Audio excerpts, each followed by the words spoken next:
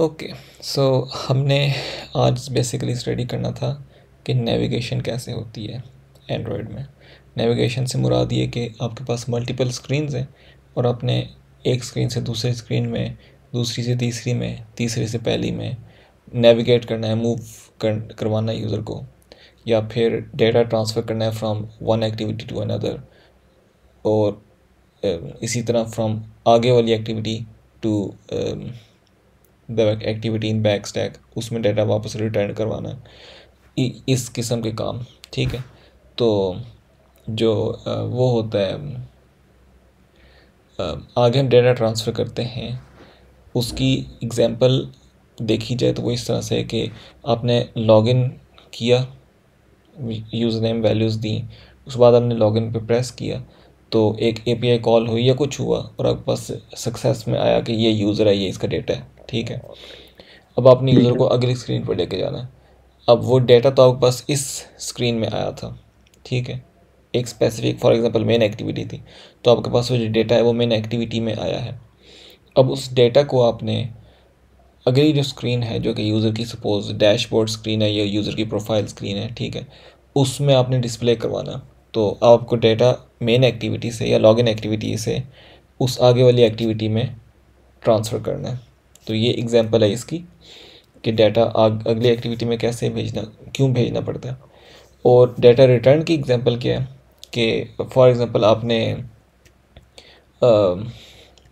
आपने कोई एक स्पेसिफिक काम करवाना है अगली एक्टिविटी से और उसका जो भी रिज़ल्ट आया आपको वो रिज़ल्ट सिर्फ चाहिए। इसकी मिसाल हो सकती है कि आपको लोकेशन रिक्वायर्ड है यूज़र से कि यूज़र कोई लोकेशन सेट करे तो मैं उस लोकेशन को आगे यूज़ करूँ। ठीक है, तो आपने यूज़र के आगे एक रखा हुआ बटन कि इसको प्रेस करें ताकि वो आपको मैप पे ले जाए। ठीक है, तो प्रेस करेगा वो उस बटन को तो अगली एक्टिविटी में फॉर एग्जांपल मैप खुल जाएगा। अब यूज़र वहाँ पर मैप पे अपनी लोकेशन सेट करेगा और डन करेगा, तो अब जो लोकेशन सेट हुई है ये इन्फॉर्मेशन आपने वापस पिछली एक्टिविटी में भेजनी है कि यूज़र ने कौन सी लोकेशन सेट की थी।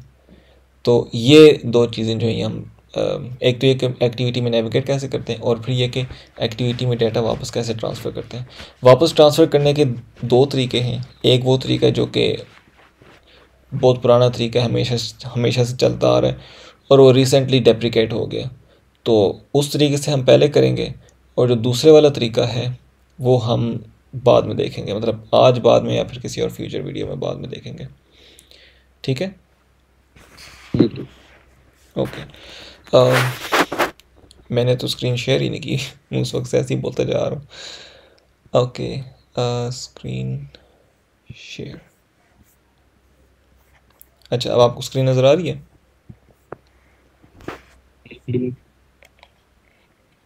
अभी तो मेरे पास शो हो रही हो जाएगी थोड़ी देर में। जी, अब शो हो होगी अब गई? शो। Okay, good. अच्छा, तो हमारे पास फ़िलहाल जो ये व्यू बना हुआ है वो इस तरह का बना हुआ है। ठीक है, तो इसको हम फ़िलहाल करते हैं फारग,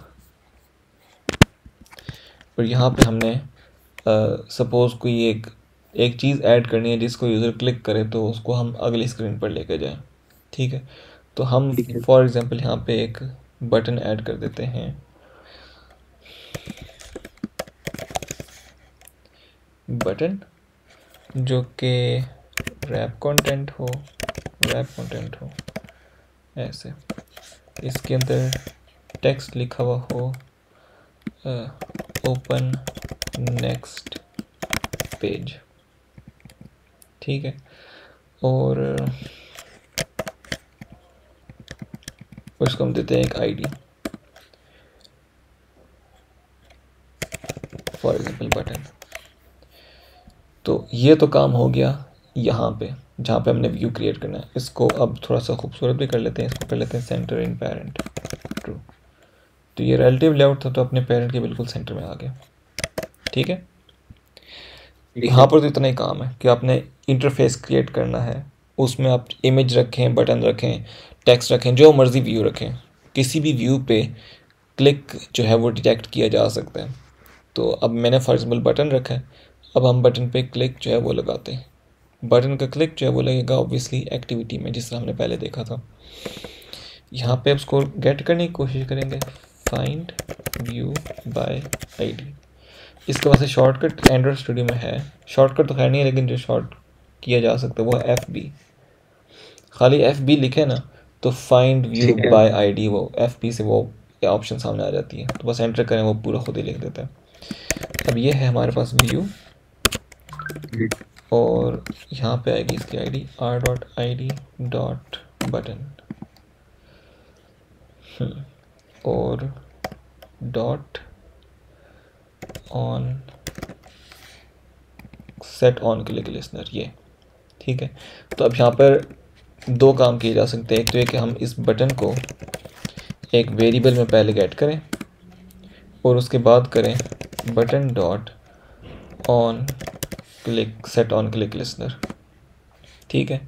या फिर ये पूरी चीज़, ये पूरा फंक्शन जो है, ये चूँकि वैसे बटन ही रिटर्न करता है तो हमने इस बटन के साथ और कोई हरकत नहीं करनी, तो इसको डायरेक्टली यूँ भी किया जा सकता है, dot set on click listener, ठीक है।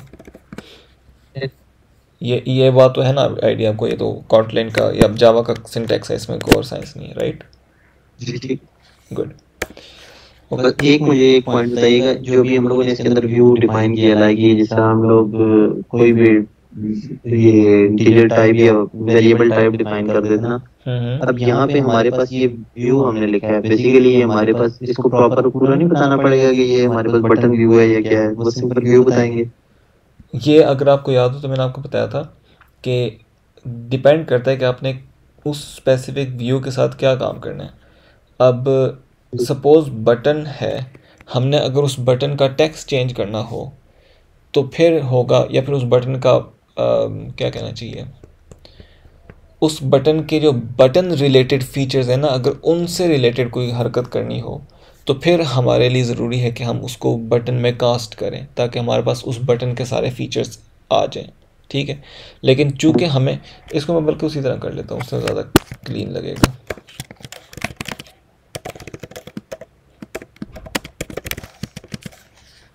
ठीक है, और यहाँ पे आता है button dot on set on click listener. अच्छा, अभी तक मैं इसको व्यू में कास्ट कर रहा हूँ, इसको मैं व्यू में इसलिए कास्ट कर रहा हूँ क्योंकि मुझे इस बटन का सिर्फ क्लिक लिसनर वाला फीचर चाहिए अभी तक के लिए, ठीक है।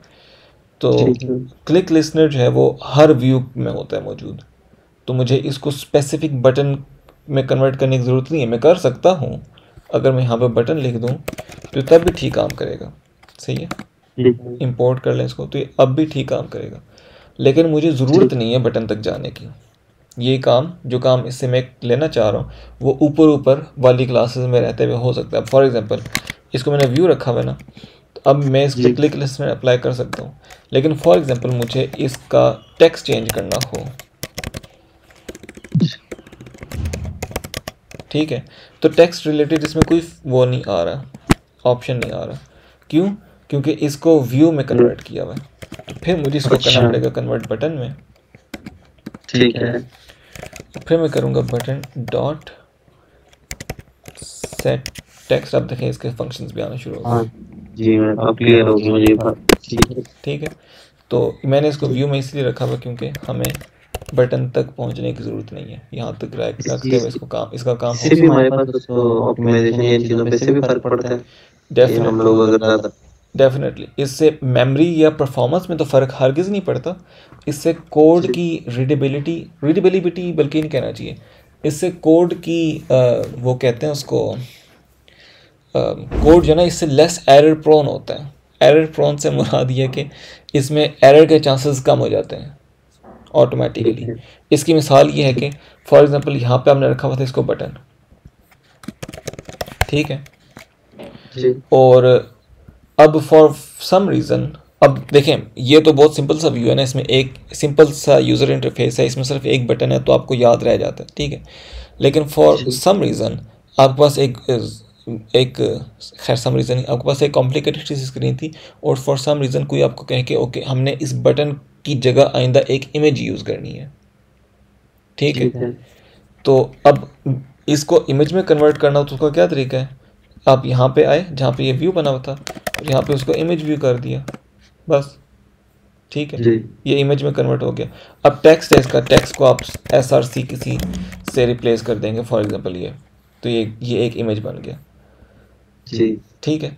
अब अगर मैं इसको रन कर दूं, क्योंकि अब मुझे याद रखना पड़ेगा कि ओके ये अब इमेज है, इसको मैंने बटन में कन्वर्ट नहीं करना, ठीक है। तो मैं इसको, मुझे याद नहीं रहा अगर फॉर एग्जांपल, क्योंकि कॉम्प्लिकेटेड स्क्रीन थी, उसमें काफ़ी सारे व्यूज़ थे, तो मैंने इसको कन्वर्ट किया और उसके बाद मैंने इसको बिल्ड करके रन करवा दिया और मैंने भेज दिया प्रोडक्शन में बगैर टेस्ट किए, या फिर मुझे लगा कि ये तो बहुत छोटी सी चेंज है, इसमें टेस्ट करने की क्या ज़रूरत है, इट विल वर्क, सही है, और मैंने वो भेज दिया। और फिर यूज़र के पास जब ऐप आई, यूज़र ने इस बटन को प्रेस किया, तो यहाँ पे बटन प्रेस भी नहीं, बल्कि जैसे ही वो स्क्रीन में आएगा तो इस की वजह से, इस लाइन की वजह से क्रैश कर जाएगी ऐप, क्योंकि अब ये कह रहे कि मुझे ये बटन, ये जो भी व्यू है यहाँ पे वो दो और उसको बटन में कास्ट करो, लेकिन जो व्यू है यहाँ पे पड़ा हुआ वो बटन तो है ही नहीं, वो तो इमेज व्यू है।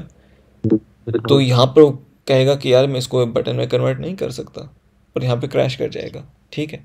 लेकिन अगर यहाँ पे व्यू हो तो अब जी उधर मैं इमेज व्यू रखूँ, टेक्स्ट व्यू रखूँ, बटन रखूँ, ये उन सबको कास्ट कर जी लेगा, क्योंकि हर जी चीज़ व्यू है, जी ठीक है। हाँ, अगर ठीक आपको है इसके स्पेसिफिक फीचर्स में जाके कोई काम करना था, जिस तरह बटन है तो उसमें फॉर एग्जांपल उसके कर्व्स थे, आपने उसके साथ कुछ करना था, या टेक्स्ट के साथ कुछ करना था, या फिर अगर इमेज है तो आपने उसकी इमेज को रन टाइम पे चेंज करवाना है, ठीक है, तो फिर आपको यहाँ पर उसको उस स्पेसिफिक में कन्वर्ट करना पड़ेगा। और फिर डेफिनेटली जब कोई बंदा कहेगा कि ओके हमने इसकी ये चीज़ चेंज करनी है, तो आपको पता होगा कि ये चीज़ सिर्फ क्लिक के लिए काम नहीं दे रही थी, ये चीज़ एक्चुअली में रन टाइम पे इमेज भी चेंज करवा रही थी, या फिर ये जो व्यू है स्पेसिफिकली इसमें टेक्स्ट भी चेंज हो रहा था, या वट एवर, ठीक है। वो क्योंकि वो बिजनेस लॉजिक का हिस्सा होगा कि ये स्पेसिफिक व्यू जो है इसमें हमने पहले सपोज एक इमेज दिखाना है, बाद में हमने इसमें ऐप का लोगो दिखाना है, या कोई भी वजह, ठीक है। तो उस वजह से जब आप इस इमेज के साथ आप कुछ छेड़खानी करने की कोशिश करेंगे तो आपको खुद ही याद आएगा कि ओके ये इमेज जो है, ये मतलब there is a high chance कि आपको याद आ जाए कि ओके इस इमेज के साथ मैंने कोड में भी हरकतें की हुई हैं। तो फिर जब आप इसको चेंज करेंगे तो इधर वो ऑटोमेटिकली आपको चेंज करना पड़ेगा, ठीक है, जी जी ओके। सो ये भी अभी मैं फ़िलहाल व्यू रख रहा हूँ क्योंकि हमने इसके सिर्फ व्यू वाले फीचर्स को यूज़ करना है, और ये है क्लिक लिसनर। अब क्लिक लिसनर अगर आपको याद हो, मैंने आपको बताया था कि इसकी जो ब्रेसेस होती हैं, इन ब्रेसेस के अंदर जो लिखा, जब क्लिक किया जाता है तो वो कोड रन होगा जो कि इन ब्रेसेस के अंदर लिखा जाएगा, ठीक है। अब जी इसके अंदर हमने वो कोड लिखना है जो कि नेविगेट करवाता है, सही। यहाँ पे आएगा जी कोड टू नेविगेट, ठीक है। तो अब हम जी यहाँ पे क्या लिखेंगे, नेविगेट किस तरह से करते हैं। सबसे पहली चीज़ नेविगेशन के लिए तो ये है कि आपको पता होना चाहिए कि आपने नेविगेट कहाँ पे करना है, राइट, जी ओके। तो फिलहाल तो हमारे पास सिर्फ एक स्क्रीन है, एक मेन एक्टिविटी है, जी ठीक है। तो फिलहाल तो हम नेविगेट कहीं नहीं कर सकते, तो इसका मतलब ये होगा जी कि हमें यहाँ पर सपोज एक और एक्टिविटी ऐड करनी है। तो हम यहाँ पे आते हैं, एक एम्प्टी बेसिक व्यू एक्टिविटी, नहीं एम्प्टी व्यूज एक्टिविटी, एक ही एक्टिविटी क्रिएट करते हैं और इसका नाम रखते हैं फॉर एग्जांपल सेकंड एक्टिविटी, ठीक है। अब ये इसने एक और सेकंड एक्टिविटी के नाम से एक्टिविटी क्रिएट कर दी, ये मेन है और ये सेकंड एक और आ गई। अब हम यहाँ पे आ सकते हैं कि हमने नेविगेट करवाना है दूसरी एक्टिविटी में। तो अब कैसे होगा,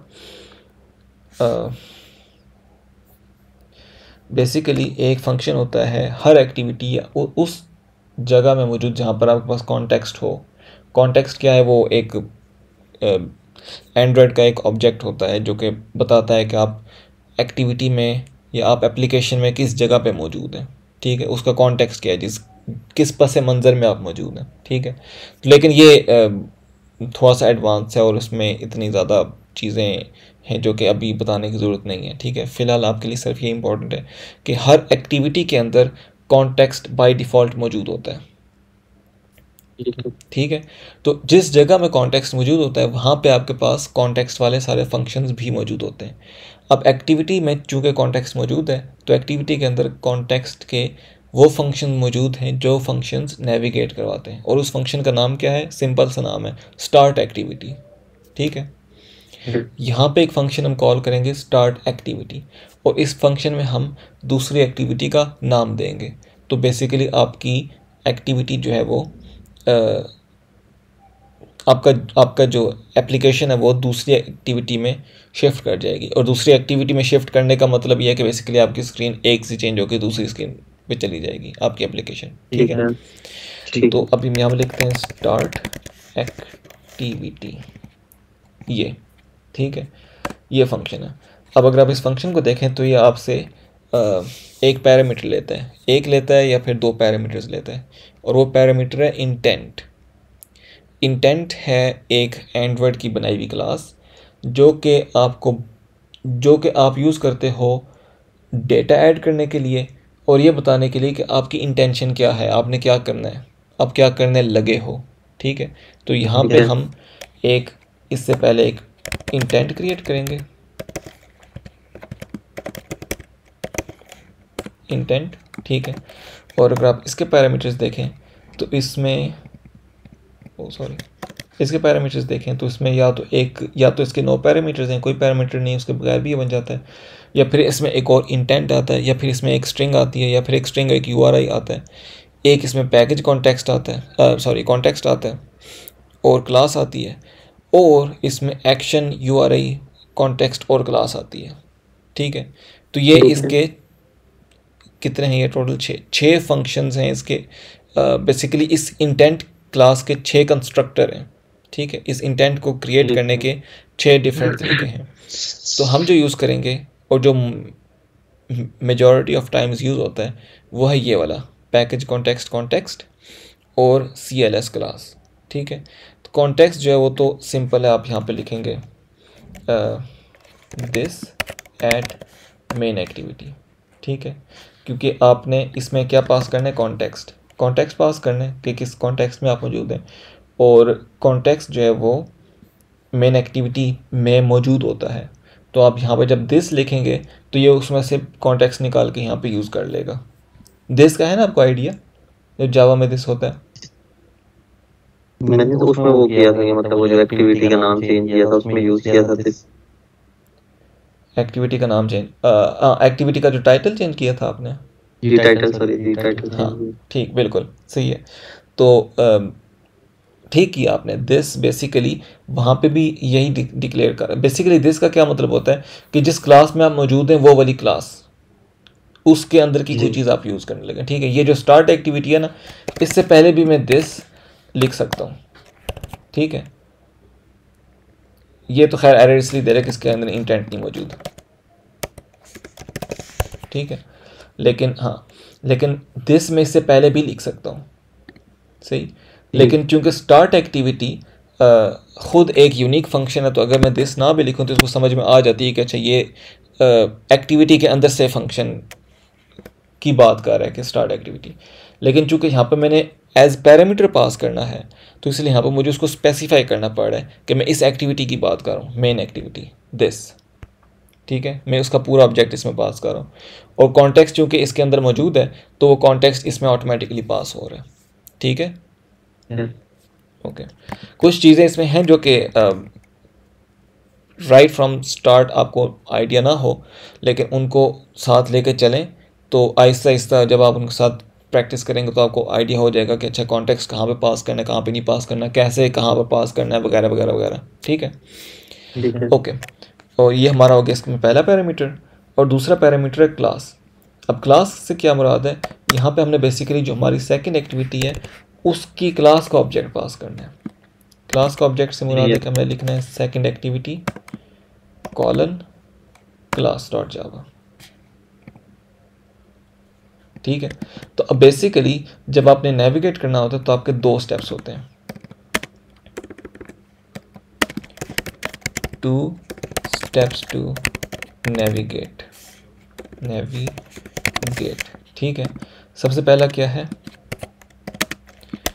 क्रिएट एन इंडेंट, जो कि आपको बताएगा कि आपने किस एक्टिविटी में जाना है, और दूसरा है start activity with that intent. बस ठीक है। ठीक है। अब हम करते इसमें हैं ऐसा भी अब जो हम लोगों ने ये क्लास जावा ली है, हम तो इसमें बेसिकली ये जावा का ही होता है कोड, या ये क्या वजह होती है? हम तो यूज तो कोटलिन कर रहे होते हैं ना, लैंग्वेज तो। हम यूज़ कॉटलिन कर रहे हैं, लेकिन एंड्रॉयड खुद से जावा में लिखा गया है। ठीक है, तो ठीक है। कॉटलिन और जावा जो है वो एक दूसरे से कंपैटिबल हैं, लेकिन जब कॉटलिन जावा को एक्सेस करता है तो उसको जावा के तरीकों पे रहना पड़ता है। ठीक है, मतलब कॉटलिन जो है उसमें काफ़ी सारे नए फीचर्स हैं, जावा में वो नहीं है। तो कॉटलिन जब जावा को एक्सेस करता है तो उसको अपने उन तमाम फीचर्स को एक साइट पे रख के कॉटलिन को एक्सेस करना पड़ता, जावा को एक्सेस करना पड़ता है। ठीक है, तो ये बेसिकली डॉट जावा का यहाँ पे ये मतलब है। ठीक है। ठीक है, अच्छा जी, अब स्टार्ट एक्टिविटी, बस दैट्स इट। अब हम जब इस पर करेंगे रन, होपफुली ये इसमें चलेगा विदाउट एनी एरर्स। ये जो बीच में टाइम ओके, हो गया रन। ठीक है, अब ओ जी हमने वो बटन किया यस, था वो ना। हमने उधर बटन नहीं वो किया था वापस। ये ठीक है, अभी देखें क्रैश नहीं आया। क्रैश क्यों नहीं आया? क्योंकि इसके अंदर हमने इसको कन्वर्ट किया हुआ है व्यू में।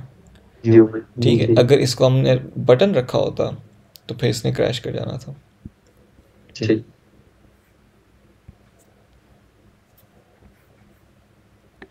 ओके, ओपन नेक्स्ट पेज, इस पर क्लिक करेंगे तो ये अगला पेज आ गया जो कि बेसिकली एम्प्टी है। ठीक है। ठीक है, अच्छा, उसकी उस एक्टिविटी का नाम भी हम उसका भी टाइटल सेट कर सकते हैं, मतलब अभी तो दोनों में सेम आता है, एग्जाम्पल ये लेआउट दूसरे एक्टिविटी में गए, यहाँ पर हमने किया सेट टाइटल। ठीक है, अब हम इसको करते हैं दोबारा रन।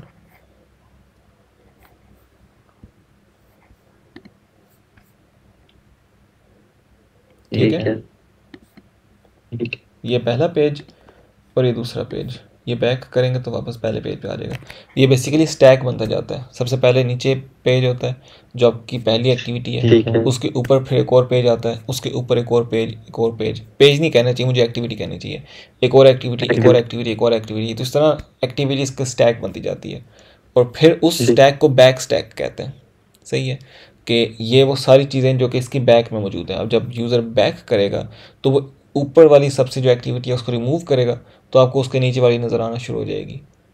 सही है, जिस अब ये जब मैंने क्लिक किया तो इसके ऊपर एक एक्टिविटी आ गई है। अब जब मैं इधर से करता हूँ बैक तो वो एक्टिविटी रिमूव हुई तो उससे नीचे वाली एक्टिविटी आ गई। और इसकी भी बड़ी साइंस है कि बैक स्टैक में से आपने एक्टिविटी स्टार्ट की, पीछे वाले को रिमूव करना है तो उसका क्या तरीका है, या फिर आप चाहते हो कि मूव बैक करते करते आप 3-4 एक्टिविटीज़ स्किप करके, फॉर एग्जांपल आप एक्टिविटी ए से गए थे बी पे, बी से गए सी पे, सी से गए डी पे, और आप चाहते हो कि डी से आपने डायरेक्टली वापस ए पे आना है और दरमियान वाली सारी एक्टिविटीज़ फिनिश हो जाए, तो वो उनके क्या तरीके हैं, ये सब फिर एडवांस साइंस हैं इसकी, जो कि जब जैसे जैसे आप इसको सीखेंगे, या फिर आप जब आप किसी रियल वर्ल्ड प्रोजेक्ट पे काम करेंगे तो फिर आपके सामने वो सिनेरियोज आएंगे, फिर आपको उसको देखना पड़ेगा कि ओके मैंने एक एक्टिविटी से वापस उस एक्टिविटी में जाना तो उसका क्या तरीका है, वगैरह वगैरह। ठीक है, लेकिन खैर बेसिक साइंस ये है कि आपने इस तरह से मूव करना है from one activity to another. तो ये तो हो गया सिंपल। अब हम देखते हैं कि हमने, ये है हमारी एक्टिविटी सेकंड वाली, इसको हम बनाते हैं रिलेटिव लेआउट। कांस्टेंट लेआउट पे भी हम बाद में आएंगे। ठीक है, रिलेटिव लेआउट पर यहाँ पे हम फॉर एग्जांपल ऐड करते हैं एक टेक्स्ट व्यू, रैप सेंटर इन पेरेंट ट्रू, और इसको दे देते हैं एक आईडी टेक्स्ट व्यू। ठीक है, अब हम ये करना चाहते हैं कि पहली एक्टिविटी जो है इसके अंदर से कुछ डेटा हो जो कि हम भेजें, और वो सेकंड एक्टिविटी इस टेक्स्ट व्यू के अंदर, जो टेक्स्ट व्यू यहाँ पर डिस्प्ले नहीं होगा, हाँ एक सेकंड,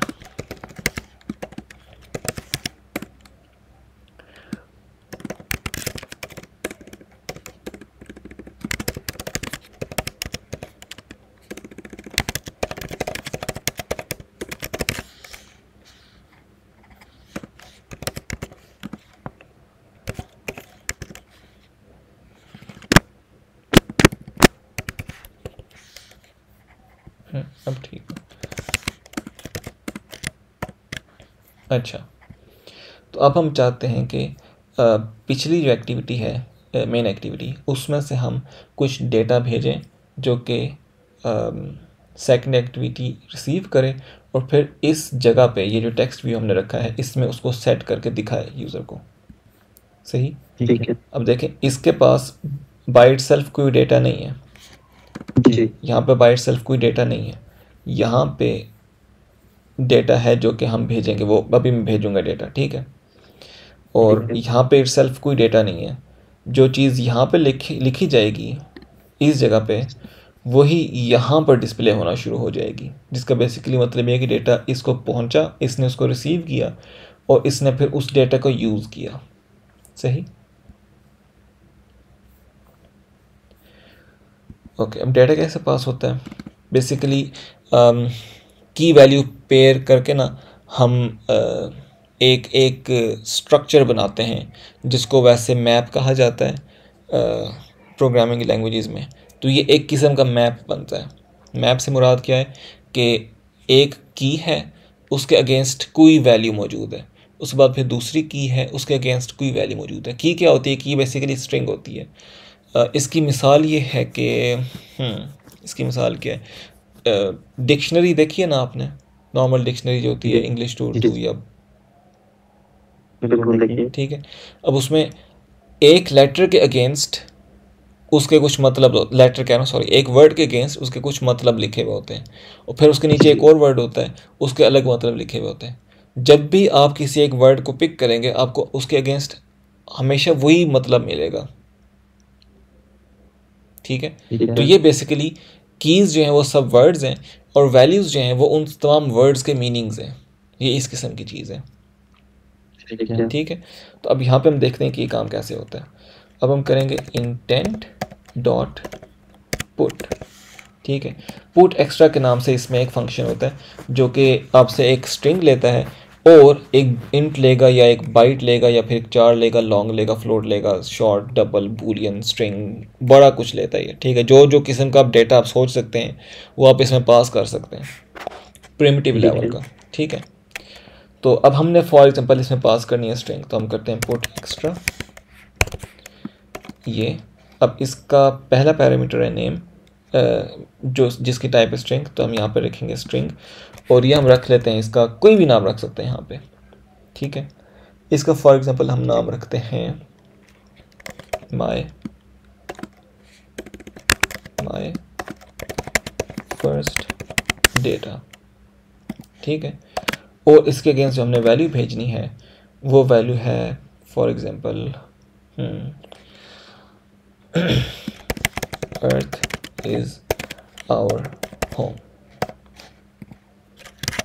ठीक। अब नोट करें कि ये पहली एक्टिविटी हमारी मेन एक्टिविटी, इसके अंदर डेटा है अर्थ इज़ आवर होम। ये डेटा हमने इस की के अगेंस्ट सेट कर दिया है इस इंटेंट में, ठीक है। इसी तरह हम मज़ीद डेटा भी सेट कर सकते हैं, for example my second data, और फॉर एग्ज़ाम्पल ये होगा कोई इंटीजर 12, ठीक है। एक और डेटा सपोज सेट करते हैं पुट एक्स्ट्रा, यहाँ पे लिखते हैं माय थर्ड डेटा। ये बाय द वे नाम कुछ भी हो सकता है, मैं सिर्फ हमारी आसानी के लिए लिख रहा हूँ, ठीक है जी। तो यहाँ पे हम लिखते हैं, क्या और भेज सकते हैं, बूलियन फॉर एग्जांपल, ये हम कर देते हैं ट्रू, ठीक है। अब ये अब जो हमारा इंटेंट है उसमें हमने भेजा कि हमने सेकंड एक्टिविटी में जाना है, और उसमें ये सारे डेटा हमने इन कीज़ के अगेंस्ट सेट करके इंटेंट में भेज दिया। तो जब एक्टिविटी स्टार्ट होगी तो उसके अंदर ये वाली जो एक्टिविटी है उसके अंदर ये सारे डेटा मौजूद होना चाहिए। ठीक है। अब हम आते हैं सेकंड एक्टिविटी पे, और यहाँ पे हम देखते हैं कि हमें वो इंटेंट कहाँ से मिलता है। हमारे पास एक फंक्शन होता है गेट इंटेंट का, ये ठीक है। जावा में वो गेट इंटेंट है, कॉटलिन में उसको वो डायरेक्टली इंटेंट से भी रिप्लेस कर सकते हैं। लेकिन अगर आप गेट इंटेंट भी लिखें तो वो आपको कोई एरर नहीं देगा, उस सिर्फ वार्निंग देगा कि आप कॉटलिन में हो तो आप प्रॉपर सिंटैक्स यूज़ कर लो। तो हम भी प्रॉपर सिंटैक्स ही यूज़ कर लेते हैं, इंटेंट डायरेक्ट। ठीक है, इंटेंट डॉट क्या होता था, गेट। ठीक है, अब देखें गेट इसमें है boolean, get bundle, get byte, get char sequence, double float, int, long, parcelable, serial, पता नहीं क्या क्या, और स्ट्रिंग। ठीक है, तो जो डेटा आपने वहाँ पे भेजा है यहाँ पे आपने उसको उस नाम से, उस फंक्शन के नाम से गेट करना होगा। और देखें इन सब के पैरामीटर है नेम। यहाँ पे आपने वो जो नेम आपने वहाँ पर दिया था हर एक डेटा को, ये जो नेम थे इनके, ये नेम, ये नेम, ये नेम, यही नाम आपने यहाँ पर देना है उस स्पेसिफिक फंक्शन के अगेंस्ट। फॉर एग्जांपल हमने पहला स्ट्रिंग पिक करना है तो हम करते हैं गेट स्ट्रिंग एक्स्ट्रा, और यहाँ पे हम लिखेंगे माय फर्स्ट डेटा। ठीक है, तो ये आपको रिटर्न कर देगा एक माय फर्स्ट डेटा, ये आपको एक रिटर्न कर देगा एक स्ट्रिंग। अब अगर आप इसकी टाइप देखें तो ये आपको बता रहा है कि स्ट्रिंग है। ठीक है, अब हम करते हैं find view bye ID, text view. अब देखें मैं इसको टेक्स्ट व्यू में कन्वर्ट कर रहा हूँ, क्यों? अब हम लोगों ने इसके अंदर पहले तक तो सिर्फ हम यूज हमारा बाकी फंक्शन से नहीं था, हम लोगों ने सिंपल उसके ऊपर क्लिक ऑन लिस्टर लगाना था, इस दफा उसकी मजीद प्रॉपर्टीज में जाना होगा। Exactly, good. ठीक है, अब हम चूँकि टेक्स्ट को चेंज करना है और टेक्स्ट का चेंज करना टेक्स्ट व्यू के अंदर फीचर है, तो हमें उसको टेक्स्ट व्यू में कन्वर्ट करना पड़ा। और यहाँ पे अब हम करेंगे text view dot text is equal to my first data. ठीक हो गया। अब इसको करते हैं और देखते हैं क्या होता है।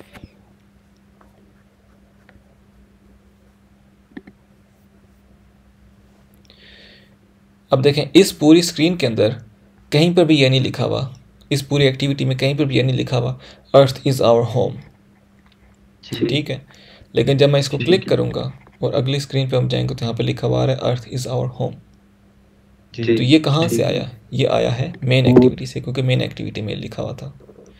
और आया उसकी के अगेंस्ट है, माय फर्स्ट डाटा के अगेंस्ट। एग्जैक्टली, उस की के अगेंस्ट आया। अगर हम यहाँ पे इस की को चेंज कर दें, for example my second data, ठीक है, और हम इसको कहें कि हाँ ये स्ट्रिंग है जो इस नाम से, तो फिर आपको ये नल रिटर्न कर देगा, क्योंकि इसको इस नाम से कोई स्ट्रिंग नहीं मिलेगी। यूजर हमारे पास इंटीजर था। यस, ये देखो इसको नल मिला, और नल जब हमने इसमें असाइन किया तो इसने कुछ भी डिस्प्ले नहीं किया। हाँ, अगर हम इसको कर दें गेट इंट एक्स्ट्रा, ठीक है, तो अब हाँ, अब ये एरर इसलिए दे रहेगा, वो कह रहा है कि यार इंट आप टेक्स्ट में क्यों सेट करो, तो हम इसको कन्वर्ट कर लेते हैं टू स्ट्रिंग बस। ठीक है, तो अब इसको रन करें अगर, तो ये आपको ये क्या हुआ, मैंने कोई ब्रैकेट मिस कर दिया। ओह अच्छा, सॉरी, इंट एक्स्ट्रा जो फंक्शन है ना, ये दो इसके पैरामीटर्स हैं। ये देखें, इसके दो पैरामीटर्स हैं। पहला पैरामीटर है वो नाम, जो नाम आप देना चाहते हैं। दूसरा पैरामीटर है डिफ़ॉल्ट वैल्यू, यानी कि अगर फॉर एग्जांपल ये वैल्यू नहीं मिलती तो क्या नंबर यूज़ करना है आपने। तो हम फॉर एग्जांपल इसको कर देते हैं -1। ठीक है, ये बात समझ में आई आपको? -1 वाली मुझे एक बार बता दें। यहाँ पे कोई भी नंबर रख सकते हैं, यहाँ पे कोई भी इंटीजर रख सकते हैं। ठीक है, इसका बेसिकली मतलब यह है कि अगर इस नाम के अगेंस्ट कोई इंटीजर ना मिला तो मैं जी इस वेरिएबल में कौन सा इंटीजर सेट करूं। ठीक है। ठीक है, तो मैंने यहाँ पर रख दिया इसको -1, इसको 0 भी रख सकते हैं, इसको 100 भी रख सकते हैं, कुछ भी रख सकते हैं। अच्छा, मैं इसको रख रहा ये हूँ हम लोग को यहाँ से ये बताएगा कि हमें अगर डाटा गेट ना हुआ तो हम लोगों को यहाँ से एरर मिल जाएगा, पता लगेगा कि डाटा मिला ही नहीं है। एग्जैक्टली ठीक है।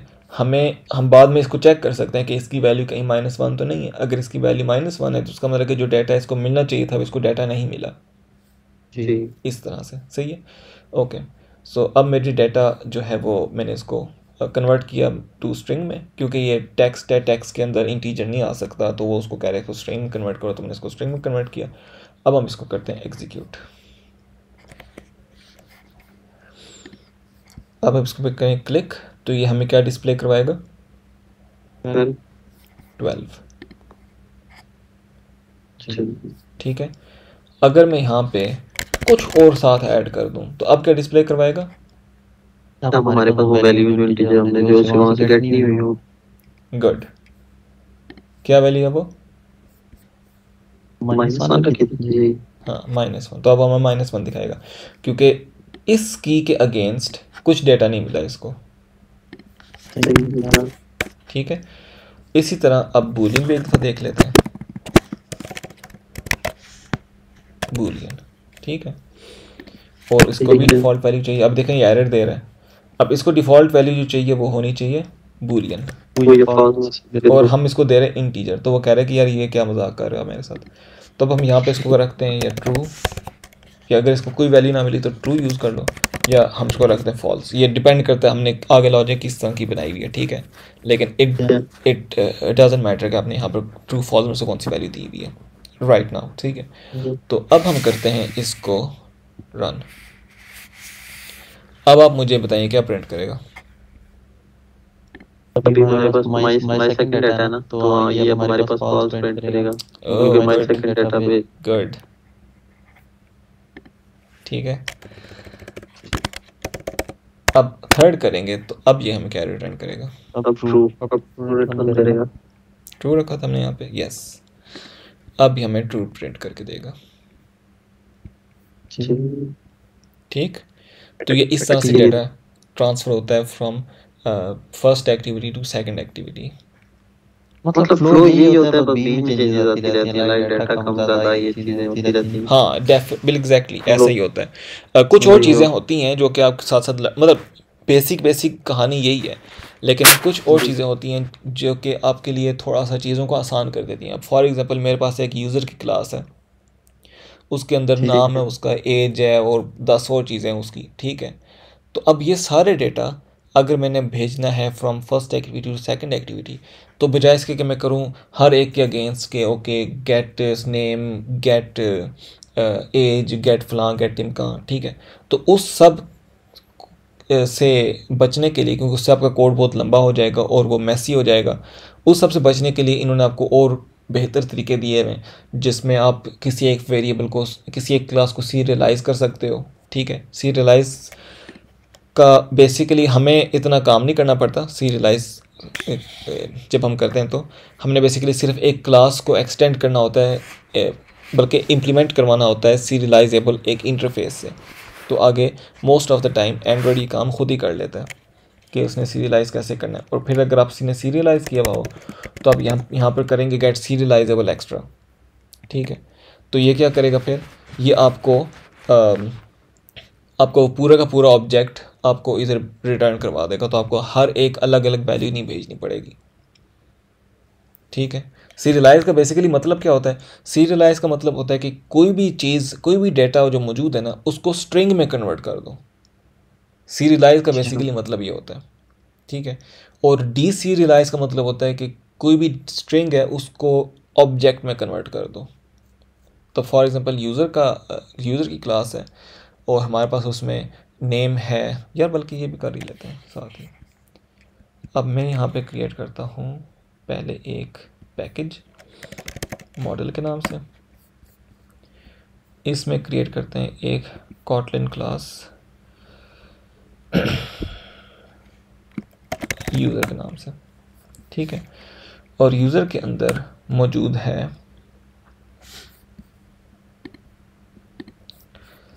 एक है इसमें फॉर एग्जांपल नेम,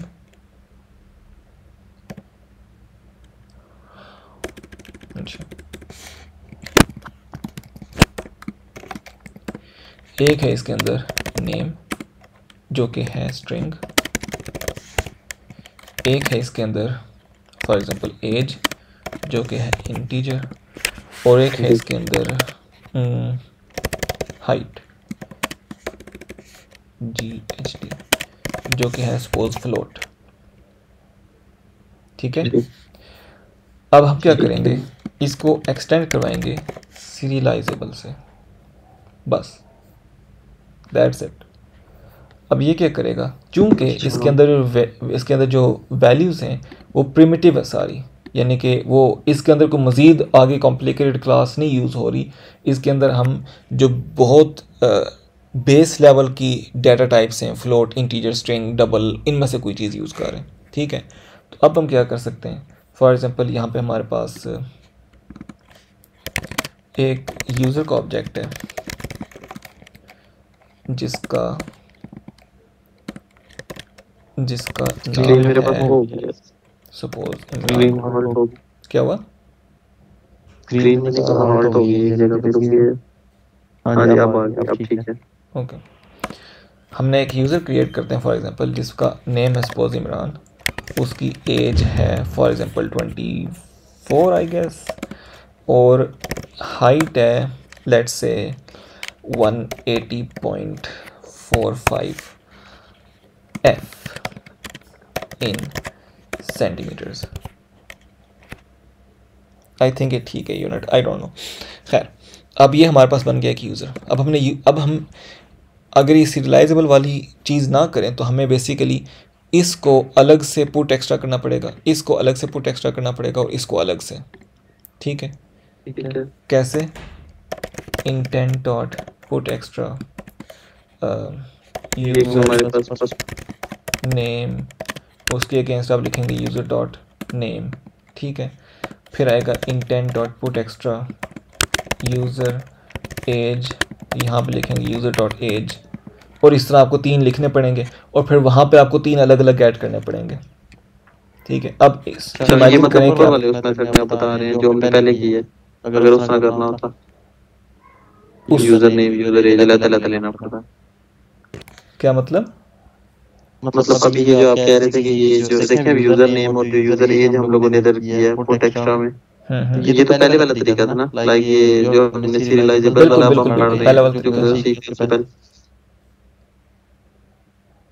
मैं इस तरीके से नहीं कर रहा, मैं बेसिकली सिर्फ बता रहा हूँ कि कहाँ पे गंद क्रिएट होता है और उसको कैसे साफ़ किया जाता है बाद में।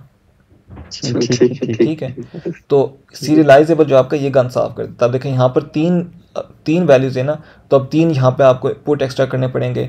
दूसरी एक्टिविटी में जाके आपको 3 डिफरेंट जगहों से यहाँ पर get boolean, get string, get कुछ ना कुछ करके उसको रिसीव करना पड़ेगा डेटा को। ठीक है, तो अब इमेजिन करें कि यूज़र की क्लास मज़ीद कॉम्प्लिकेटेड है, इसके अंदर मज़ीद और 10 चीज़ें, तो आपको हर एक चीज़ को अलग अलग करके भेजना पड़ेगा।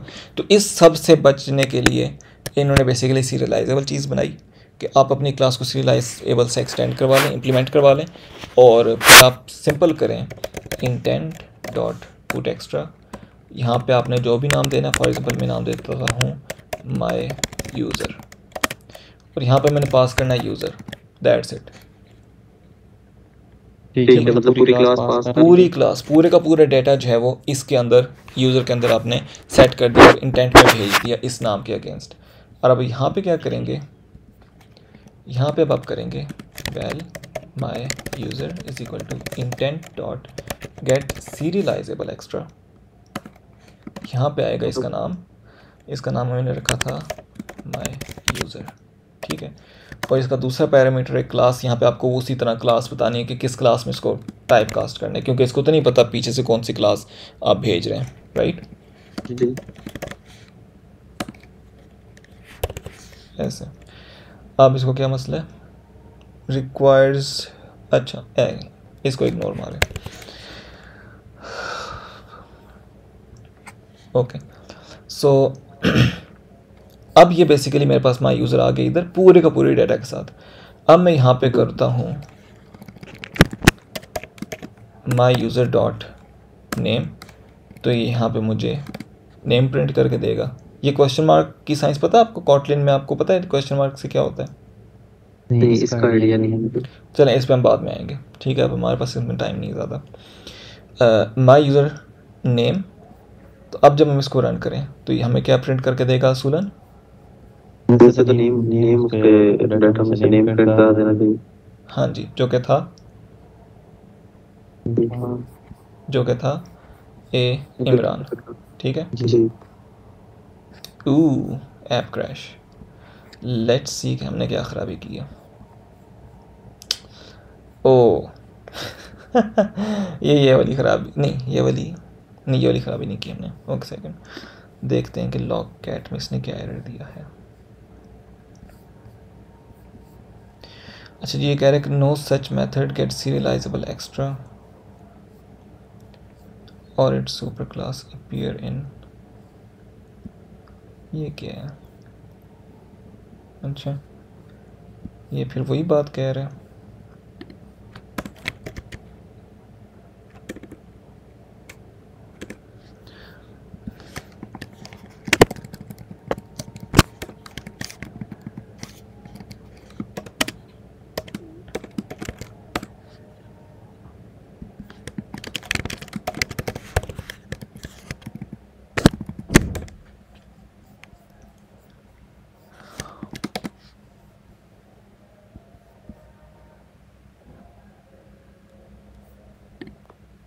ओके अच्छा अब मैं आपको बताता हूँ पहले क्या जो एरर था वो क्या था, वो मैं आपको बाद में बताऊँगा फिर किसी दिन।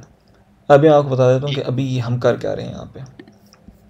तो जो दूसरा वाला फंक्शन था वो बेसिकली पुराने ऑपरेटिंग सिस्टम्स में मौजूद नहीं था, वो लेटेस्ट ऑपरेटिंग सिस्टम में मौजूद है, एंड्रॉयड 33 में, ठीक है। ओ सॉरी, और जो हमारा एमुलेटर है वो 32 वाला है। तो 32 वाले में जब मैंने इसको रन किया तो उसने कहा कि यार मुझे तो ये फंक्शन मिला ही नहीं जिसका आप जिक्र कर रहे हैं, तो इसलिए उसने क्रैश कर दिया। लेकिन अब मैं पुराने वाला फंक्शन यूज़ कर रहा हूँ जो कि डेप्रिकेट हुआ हुआ है, ठीक है। इसके ऊपर लाइन लगी हुई ना, कांटा लगा हुआ, इसका बेसिकली मतलब है कि ये डेप्रिकेटेड है, ये ठीक है। तो लेकिन ये डेप्रिकेटेड है लेटेस्ट ओएसएस के लिए, पुरानों में ये चलेगा, ठीक है। तो अब मैंने क्या किया, बेसिकली मैंने इसको सिंपल कहा कि यार ये डेटा है मेरा, इसको तुमने कन्वर्ट करना है यूज़र में। जिस तरह हम व्यू को कास्ट करते थे ना, उसी तरह कॉटलिन में एज करके यू भी कास्ट किया जा सकता है, ठीक है। तो मैंने इस डेटा को जो भी इधर मुझे मिला मैंने उसको कन्वर्ट किया यूज़र में, तो मेरे पास ये यूज़र का ऑब्जेक्ट आ गया। फिर मैंने इधर डॉट नेम किया तो इसने मुझे नेम दे दी। अगर मैं यहाँ पे करता हूँ एज तो ये मुझे एज दे देगा। जी, स्ट्रिंग कन्वर्ट ठीक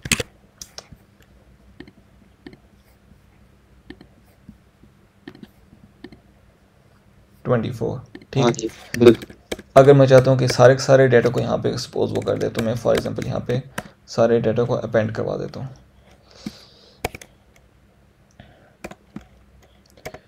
माई यूज़र डॉट नेम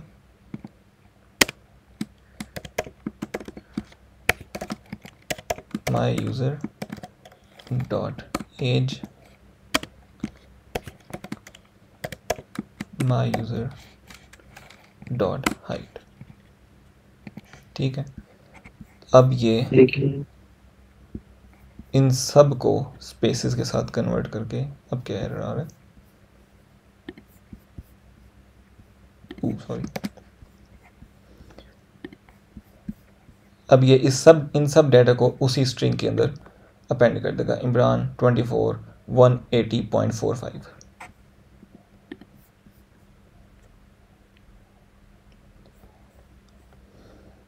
ठीक है। ठीक है।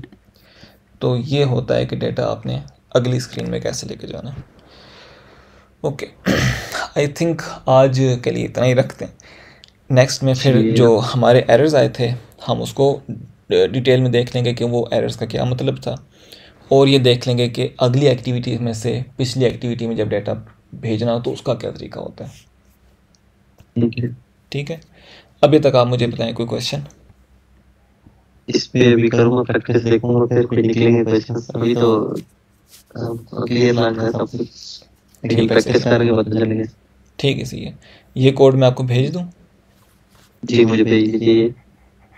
ठीक है, ये कोड मैं आपको भेज देता हूँ, फर्स्ट एक्टिविटी और सेकंड एक्टिविटी का, और इसकी ठीक। इसकी इनका भी। ठीक है, और जी ठीक है। बल्कि यूज़र का भी, बल्कि यार हमें एक्चुअली इस पूरे को पुश करना चाहिए किसी जगह पे, ताकि आप वहाँ से पूरे का पूरा इजीली पुल कर सकें। उस पर भी बाद में आएंगे। ठीक है, अभी मैं आपको अलग अलग कॉपी करके भेज देता हूँ, बाद में फिर देखते हैं ठीक कि है। क्या करना है इसका। ठीक है, चले। कोई क्वेश्चन हुआ तो आप मुझसे पूछ लीजिएगा। ओके, जी ठीक। ठीक है यार, अल्लाह हाफिज़। अल्लाह हाफ़िज़।